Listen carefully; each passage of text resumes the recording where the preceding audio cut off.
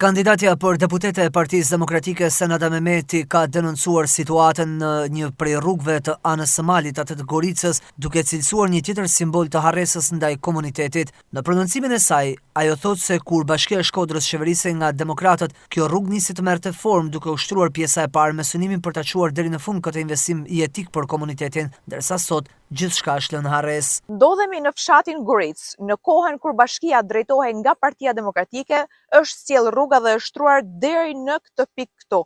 Ndërkohë që pjesa tjetër e rrugës, në të cilën do vazhdojmë të ecim dhe ta shikojmë, është akoma e pashtruar. Kjo rrugë, pjesa tjetër, ka një projekt e cila parashikon një ringritje, ristrukturim të rrugës 50 deri në 60 cm, pasi gjatë kohës së përmbytjes ajo është e pakalueshme. Ne vim tek ju me projekte të cilat janë të strukturuara dhe të mirë menduara për zonën, dhe jo me asfalte elektorale të cilat pas datës 11 maj shkatërrohen nga moscilësia e rrugës. Ana e malit Gorica dhe çdo njësi tjetër meriton më shumë vëmendje dhe investime, jo harres, rrënim dhe asfalte fushate, por dinjitet, zhvillim dhe një qeverisje që mban fjalën, përfundon reagimin e saj Mehmeti.